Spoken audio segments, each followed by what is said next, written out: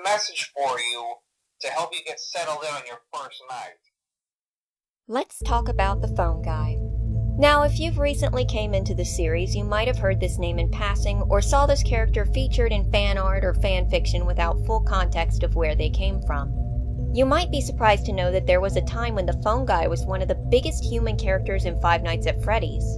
And, well, one of the only human characters. Who is he and what happened to him? Let's get to it. Also, quick note, but I'm going to be using some pictures of the phone guy from Day Shift at Freddy's, a Freddy's fan game, since the actual phone guy doesn't have any official images save a phone for his icon in Ultimate Custom Night. So, to start from the beginning, Phone Guy, voiced by Scott Cawthon himself, originated in the first game and was technically the tutorial vessel for it. He would call you at the beginning of each night and give out directions for managing the animatronics in a way that played into the immersion of the game, along with throwing out lore tidbits and opinions on the circumstances of Freddy's and the animatronics. What we know at this point about the phone guy is limited, except that he worked in the office before us and is, in fact, recording these tapes as he finishes out his final week. I actually worked in that office before you. I'm finishing up my last week now, as a matter of fact. Which means the phone calls are actually pre-recorded messages, a fact that comes back to haunt us later on in the week. To describe Phone Guy's personality in only a couple of words, I would choose nervous and disingenuous. He spends most of his calls throughout the game giving directions and spouting out inaccurate reassurances about the situation, downplaying what is in reality a dangerous situation and somewhat forced into being the bearer of bad news. We'll get further into this as we continue along with his story. On night 1, he introduces the player to their position as the new security guard at Freddy's, gives them the rundown, and assures them about the safety of said career choice. It should be noted that Phone Guy walks a thin line between the nervousness and the rambling out assurances that everything's fine, it's not that bad really, even when covering stuff like how in Freddy's waivers it clearly says that they'll clean up a crime scene if anything happens to you. Fazbear Entertainment is not responsible for damage to property or person. Upon discovering that damage or death has occurred, a missing person report will be filed within 90 days or as soon as property and premises have been thoroughly cleaned and bleached and the carpets have been replaced, blah blah blah. Now that might sound bad, I know, but there's really nothing to worry about. In hindsight, this behavior makes a lot of sense for 2 reasons. As we learn in later games, Phone Guy has worked at Freddy's for a long while. He is very aware of what's happening here. But he might also be under the threat of legal action and non-disclosure agreements if he lets anything slip. Plus, if we decide to up and quit our job, guess who's going to be coming back to do the night shift? He also happens to mention the bite of 87. Here's what he says about it. They used to be allowed to walk around during the day, too. But then there was the bite of 87. Yeah. It's amazing that the human body can live without the frontal lobe, you know? Phone Guy also warns you that the animatronics will likely not recognize you as a person, but as an endoskeleton, and will try to shove you into a suit, likely killing you in the process. With that finished, the call ends. On night 2, he warns you about the blind spots, Freddy coming off the stage, and introduces the mechanics of watching Foxy's camera to keep him at bay. He seems a little more distracted on that night. He mentions that you should start watching the cameras even when he begins his message. On night 3, Phone Guy accidentally slips up. Hey, you're doing great. Most people don't last this long. I mean, you know, they usually move on to other things by now. I'm not implying that they died. That's not what I meant. And then proceeds to warn the player that things are going to get a lot more intense. It's interesting to note how nonchalant he sounds about these events. Something that you could maybe shrug off because he has worked here for so long, but it should be noted that Phone Guy's seeming disregard for employees' deaths is something that will come up again later. Phone Guy also makes a suggestion. If you happen to get caught and want to avoid getting stuffed into a Freddy suit, try playing dead. You know, go limp. Then there's a chance that maybe they'll think that you're an empty costume instead. Then again, if they think you're an empty costume, they might try to stuff a metal skeleton into you. I wonder how that would work.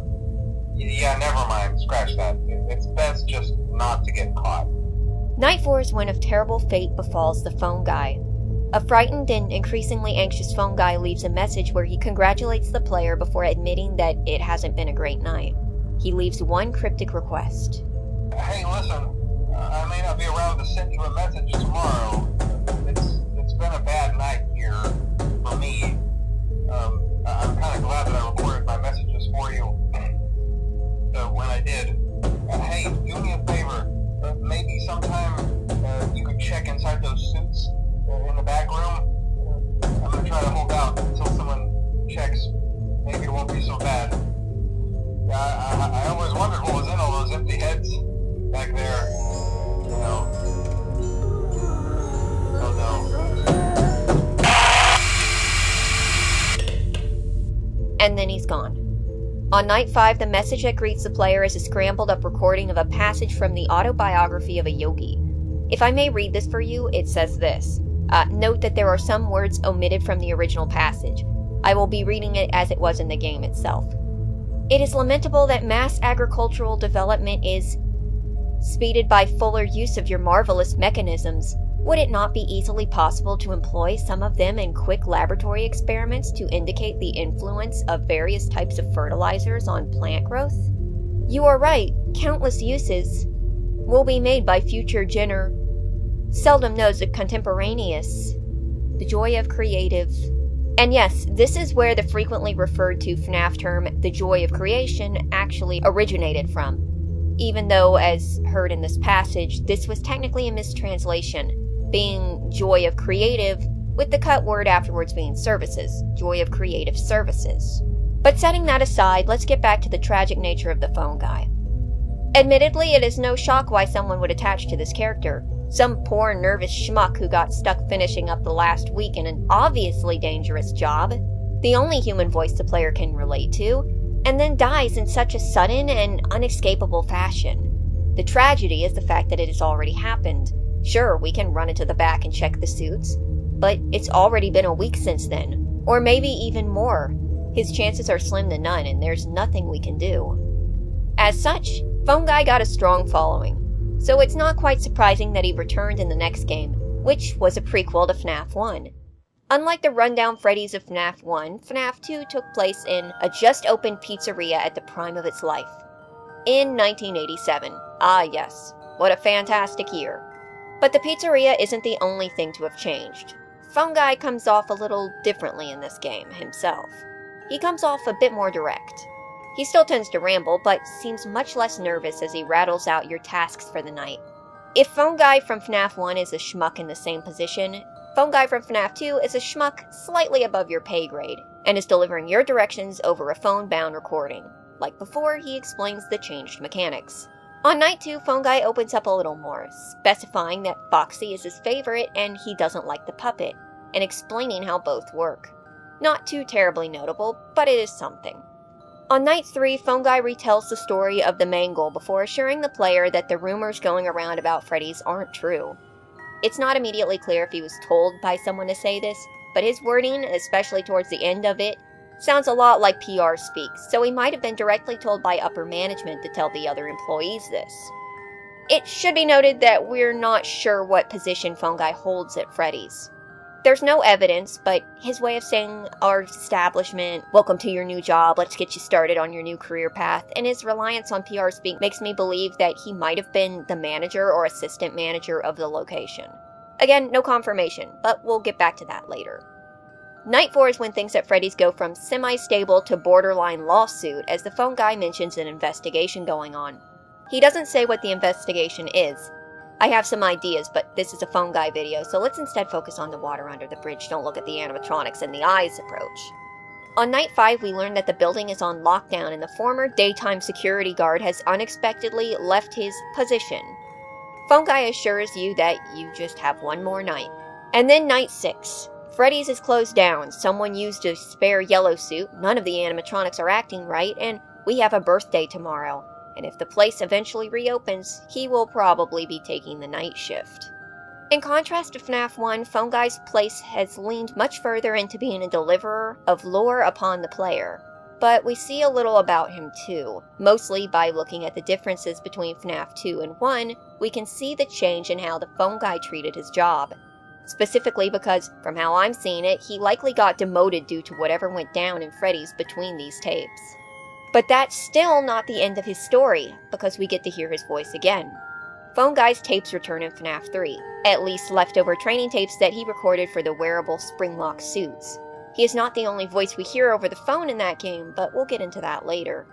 Basically, throughout the nights of Fnaf 3, we get to hear how to operate the spring-lock suits, which provides important story context for the then-new character, Springtrap. I won't go through all of these, save adding in that at the end of the nights, Phone Guy says that the suits have been discontinued and that the safe rooms will be closed up. But what is interesting is that instead of Phone Guy's typically rambling messages, he stays entirely on business with these ones.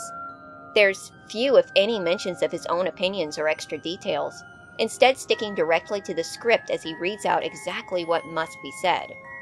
Which makes sense as these are official training tapes, assumedly, instead of the nightly recordings he leaves for employees. Each one is even finished in the same way. Remember to smile, you are the face of Freddy Fazbear's Pizza. So, let's take a step back to what I said earlier about Phone Guy's position in the company, because it is rather strange. Before this point, it had been suggested that he worked at a specific location, but assumedly before that he was making training tapes that might have been delivered to a larger audience, explaining the formal nature of them.